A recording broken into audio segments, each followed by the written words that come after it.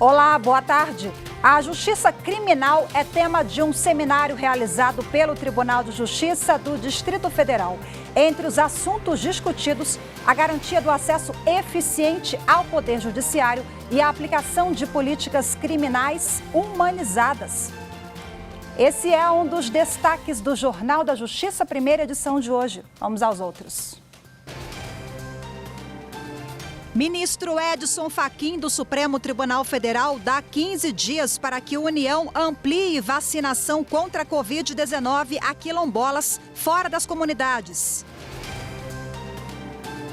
Procuradoria-Geral da República pede ao STF para aguardar fim da CPI antes de decidir sobre notícia-crime contra o presidente da República, Jair Bolsonaro. E ainda, Superior Tribunal de Justiça dá aos músicos Dado Villa-Lobos e Marcelo Bonfá o direito de usar o nome da banda Legião Urbana. A Legião Urbana Produções Artísticas sustentou que Dado Villa-Lobos e Marcelo Bonfá venderam as cotas na sociedade que ficou sob a administração do vocalista da banda, Renato Russo, e posteriormente seu filho.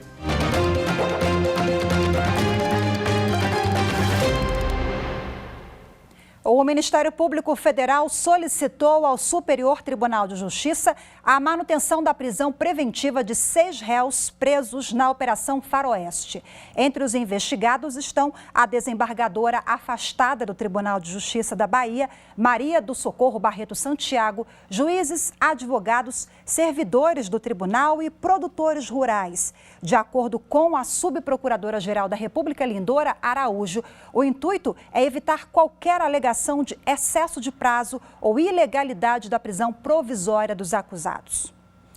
Deflagrada no fim de 2019, essa Operação Faroeste desvendou uma organização criminosa integrada por membros da cúpula do Judiciário baiano, envolvendo a venda de decisões judiciais e outros crimes que tinham como propósito permitir a grilagem de terras no oeste do estado. A Procuradoria-Geral da República enviou à ministra Rosa Weber um pedido para que o Supremo Tribunal Federal aguarde a conclusão da CPI da pandemia no Senado Federal para abrir investigação contra o presidente da República, Jair Bolsonaro.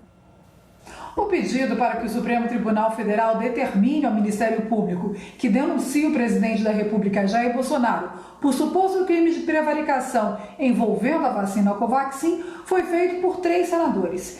Em consideração ao trabalho de investigação realizado pela Comissão Parlamentar de Inquérito da pandemia em curso no Senado e ao princípio acusatório, a PGR considera que não é oportuno que se dê prosseguimento ao pedido neste momento. Para o vice-procurador-geral da República, Humberto Jacques de Medeiros, o MPF deve aguardar a conclusão das apurações da CPI, em vez de instaurar uma nova investigação concorrente sobre os mesmos fatos. Humberto Jacques destaca que já existe apuração criminal e civil em andamento no Núcleo de Combate à Corrupção da PGR no Distrito Federal sobre a aquisição da vacina Covaxin e pede para que a ministra Rosa Weber reabra a oportunidade para que a PGR se pronuncie caso entenda diferentemente ao pedido. O ministro Edson Fachin, do Supremo Tribunal Federal, deu 15 dias para que o governo federal inclua os quilombolas que vivem fora das comunidades, que eles sejam incluídos no Plano Nacional de Enfrentamento à Covid-19. Edson Fachin afirma que a vulnerabilidade dos quilombolas não está restrita ao território deles e que o Plano Nacional de Imunização contra o coronavírus foi traçado com base em pesquisa de 2010, quando não havia pergunta sobre identificação étnico-quilombola. Segundo o ministro, a exigência de declaração de residência para vacinar é ilegal e que deve ser considerada a declaração de pertencimento ao grupo. Fachin determinou também que a União solicite em 15 dias aos gestores estaduais de imunizações informações sobre essa população. Com isso, a União deverá complementar as vacinas para os quilombolas no prazo de 30 dias. O ministro Edson Fachin atendeu ao pedido da Coordenação Nacional de Articulação das Comunidades Negras Rurais Quilombolas e de 5 partidos políticos. Eles pediam o esclarecimento de uma decisão de fevereiro em que o Supremo Tribunal Federal determinou que a União traçasse um plano de combate à Covid-19 para essa população com um protocolo sanitário para assegurar prioridade na vacinação para os quilombolas. A primeira turma do Supremo Tribunal Federal manteve a condenação do empresário Fábio Monteiro de Barros a 31 anos de prisão. O julgamento foi realizado ontem. Os ministros do STF negaram por unanimidade o habeas corpus que pedia a realização de um novo julgamento para Fábio Monteiro de Barros.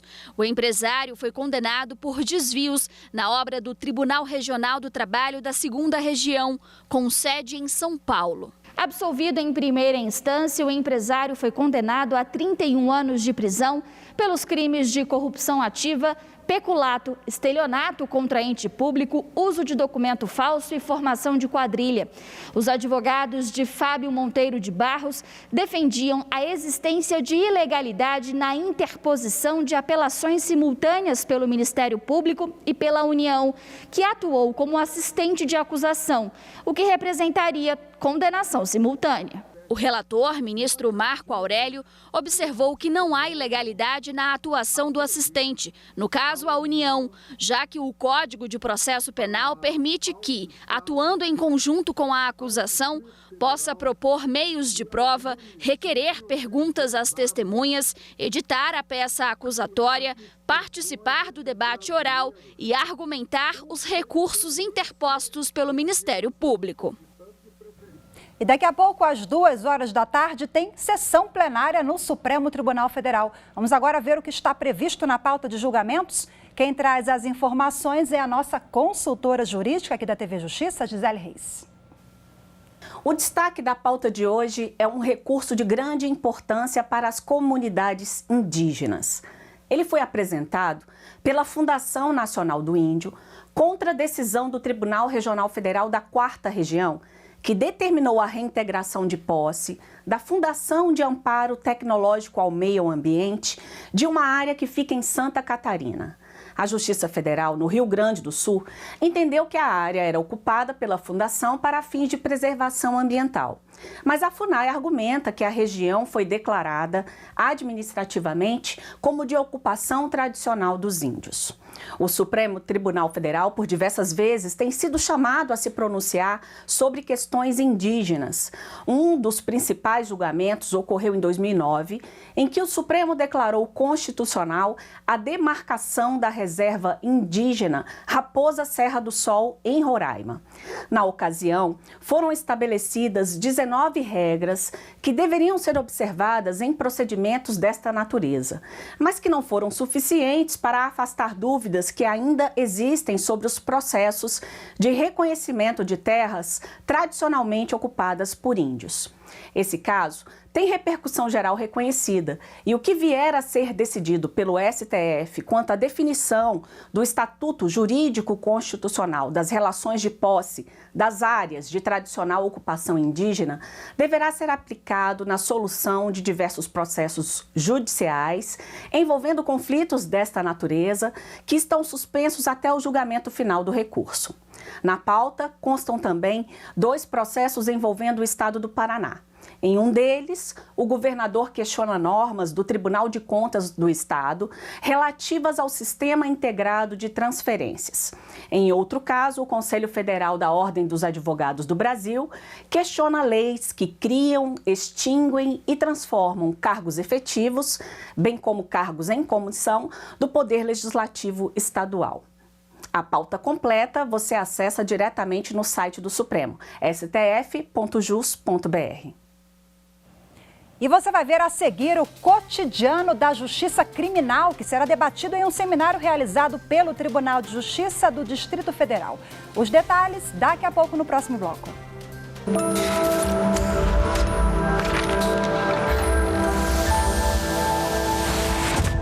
A Constituição Federal do Brasil, definida por Elis Guimarães como a Constituição Cidadã, marca o fim de um longo período ditatorial e a retomada da tão esperada democracia.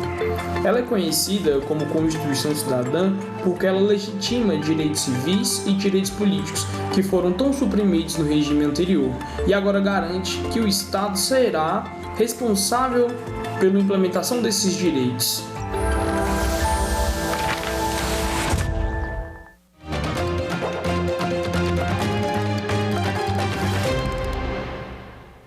O Tribunal de Justiça do Distrito Federal e dos Territórios realiza de hoje até sexta-feira o 7º Seminário de Justiça Criminal.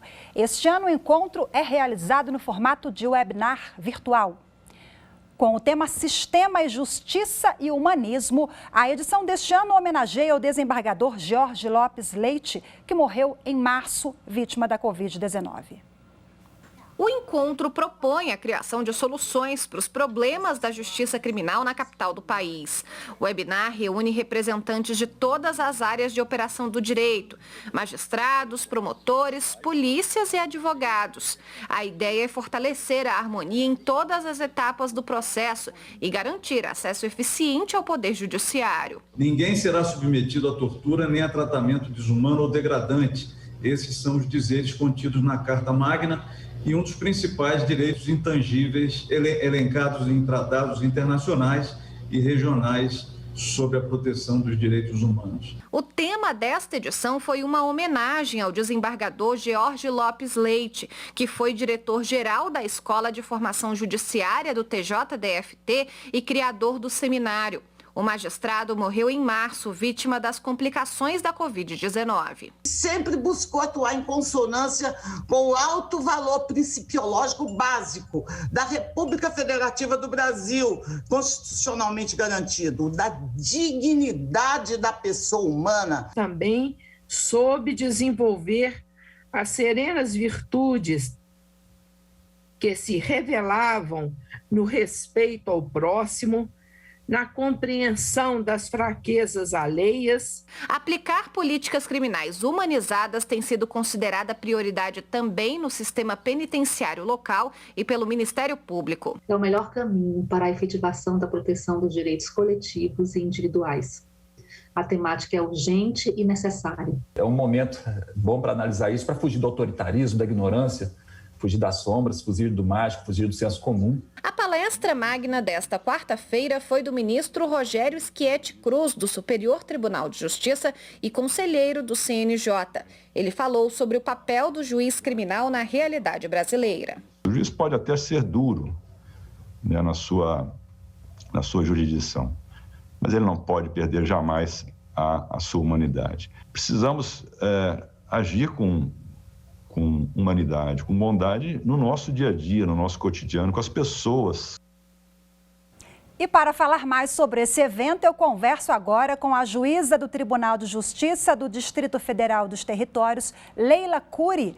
Olá, seja muito bem-vinda. Boa tarde para a senhora. Boa tarde, Rafaela. Boa tarde a todos que nos assistem. Bom, justiça criminal, essa é uma demanda não só do Poder Judiciário, mas como toda a sociedade, né? Ou deveria ser. Como é que a senhora avalia? Sem dúvidas, Rafaela. Nós vivemos em uma sociedade que elegeu, dentre outras características, a tripartição do poder, né? E o Poder Judiciário é um desses poderes. E o bom funcionamento do Poder Judiciário perpassa, sem sombra de dúvidas, pela humanização da justiça, sobretudo da justiça criminal. E eu acredito que esse seja um interesse que a sociedade deve ter. E quais têm sido os desafios da justiça criminal aqui no DF? Tema também que foi abordado no seminário, né? Sim, como disse a reportagem, o seminário ele é um evento que o desembargador George Lopes Leite idealizou em 2015 e que a nossa Escola de Formação Judiciária, Escola Superior da Magistratura do TJDFT, tem executado anualmente, né, e se tornou um marco nessa área criminal.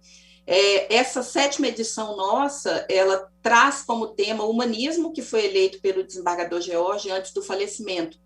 E o seminário ele foi criado justamente como uma das formas de enfrentamento dos desafios, né, que nós todos temos que lidar com a justiça criminal, sobretudo a do DF, onde nós atuamos.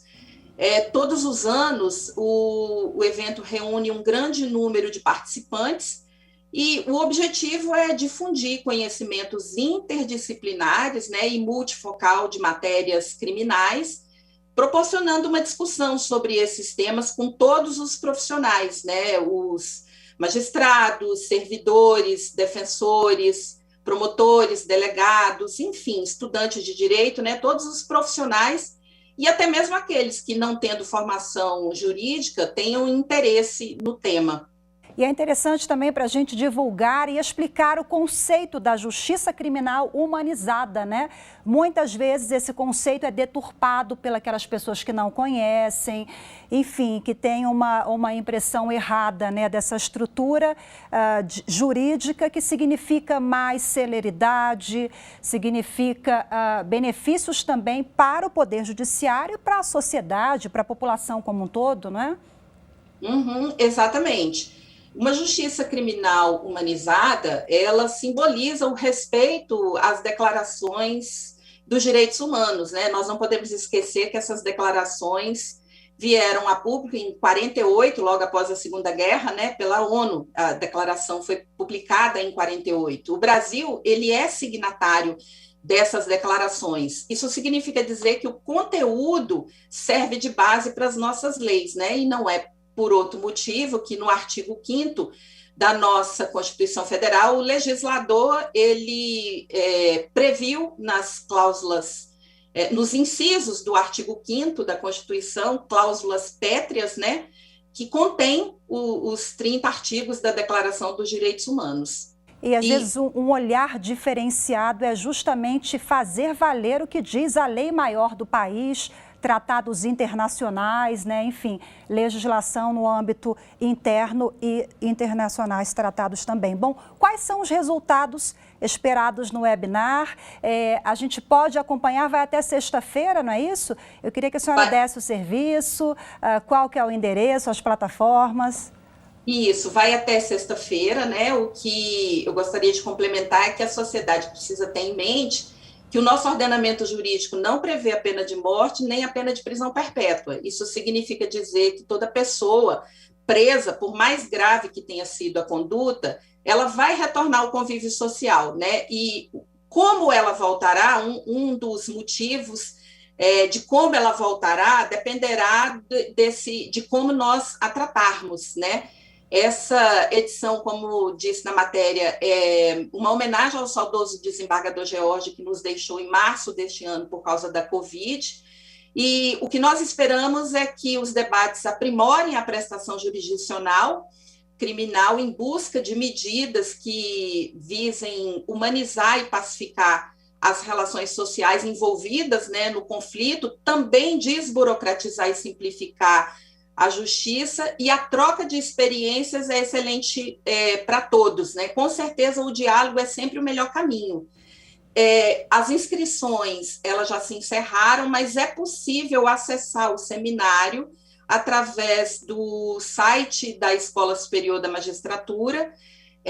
O seminário será transmitido pelo YouTube e no site há um link que remeterá o interessado. E eu convido a todos os seus telespectadores a nos assistir até sexta-feira. Haverá dois debates por cada manhã, né, com vários atores. Eu ficarei responsável pela primeira palestra na manhã de quinta-feira, amanhã, né, e espero que todos nos assistam e nos ajudem. Convite feito, certamente vamos falar sobre isso aqui na TV Justiça, vamos divulgar, esse é um assunto muito caro para toda a sociedade e essa reflexão com todos os atores envolvidos no processo é fundamental.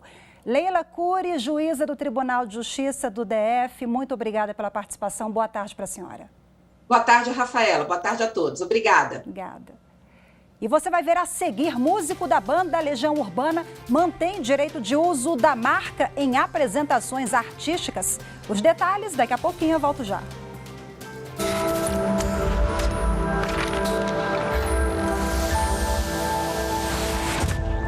A Constituição reflete uma decisão política fundamental da nação, ao tratar de temas como direitos e garantias fundamentais, estrutura de Estado e organização dos poderes.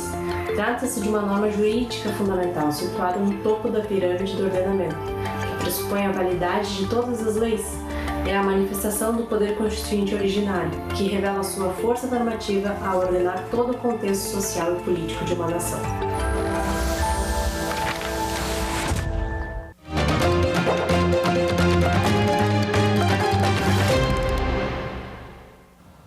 O plenário do Tribunal Superior Eleitoral manteve no cargo José Cláudio Martins. Ele foi eleito prefeito da cidade paulista de Uchoa no ano passado, mas o candidato a vice na chapa dele, Jurandir Ferrarese, teve o registro indeferido. O TSE entendeu que não houve má-fé de José Cláudio e que Ferrarese se tornou inelegível quando não era mais possível substituir o político na chapa. Por isso, o TSE manteve o prefeito no cargo. A sentença lá atrás, que julgou improcedente a impugnação e deferiu o registro da candidatura, essa sentença ela foi revertida pelo TRE apenas 3 dias antes do pleito. Não era possível a substituição, havia um deferimento prévio de registro da chapa majoritária, indicada pela coligação. Ou seja, não me parece aqui que possa ser afastada com todas as vênias aqueles que se posicionaram em sentido contrário, se possa ser afastado a boa-fé no sentido de caracterizar a inelegibilidade. Bom, e ao abrir a sessão plenária do Tribunal Superior Eleitoral dessa terça-feira, o presidente da Corte, ministro Luiz Roberto Barroso, cumprimentou em nome do TSE a comunidade de pessoas lésbicas, gays, bissexuais, transexuais, queer, intersexo e assexuais. Isso em referência ao Dia Internacional do Orgulho LGBTQIA+, que foi celebrado nesta segunda-feira, dia 28. Cumprimento a comunidade LGBTI brasileira. As pessoas devem ter o direito de colocar o seu afeto e a sua sexualidade onde mora, o seu desejo. As diferentes maneiras de amor valem a pena e todas as pessoas merecem respeito e consideração, independentemente da sua orientação sexual. E, portanto, nós celebramos a conquista de direitos e o avanço no reconhecimento das pessoas em geral, independentemente da sua orientação sexual. Estão abertas as inscrições para a escolha de 2 novos conselheiros do Conselho Nacional de Justiça. As vagas são para desembargador de Tribunal de Justiça e juiz estadual, em decorrência do fim do mandato em novembro de 2 conselheiros que ocupam esses cargos. Os magistrados de 1º e 2º graus interessados em ocupar uma das vagas devem se inscrever no site stf.jus.br/vaga-CNJ e enviar um currículo até o dia 18 de julho. Os documentos serão apresentados aos ministros do Supremo para a escolha dos indicados em sessão administrativa da Corte. Dado Villa-Lobos e Marcelo Bonfá poderão usar a marca Legião Urbana em apresentações artísticas. A decisão é da 4ª turma do Superior Tribunal de Justiça. Por maioria de votos, o colegiado negou o recurso especial da empresa Legião Urbana Produções Artísticas, que buscava a rescisão de sentença que garantiu aos músicos Dado Villa-Lobos e Marcelo Bonfá o uso da marca Legião Urbana em atividades artísticas. Para a 4ª turma, a sentença parcialmente favorável aos músicos não representou violação manifesta de norma que pudesse justificar o cabimento da ação rescisória. Por meio de recurso especial, a Legião Urbana Produções Artísticas sustentou que Dado Villa-Lobos e Marcelo Bonfá venderam as cotas na sociedade que ficou sob a administração do vocalista da banda, Renato Russo, e posteriormente seu filho. Por isso, a empresa alegou que, apesar de Dado e Bonfá não estarem impedidos de tocar as canções do grupo, eles não poderiam utilizar a marca Legião Urbana sem autorização expressa da empresa. A defesa alegou ainda que a ação original deveria contar com a participação do Instituto Nacional de Propriedade Industrial, o INPE, e, por consequência, o processo não poderia ter sido julgado pela Justiça Estadual, já que a competência seria da Justiça Federal. No julgamento, a turma considerou que a decisão de primeiro grau não afetou a titularidade da marca, que permanece com a Legião Urbana Produções Artísticas. Os ministros ainda apontaram que na ação original não havia necessidade de intervenção do INPE, o que também afasta a tese de que o processo deveria ter sido julgado na Justiça Federal e não na Justiça Estadual do Rio de Janeiro.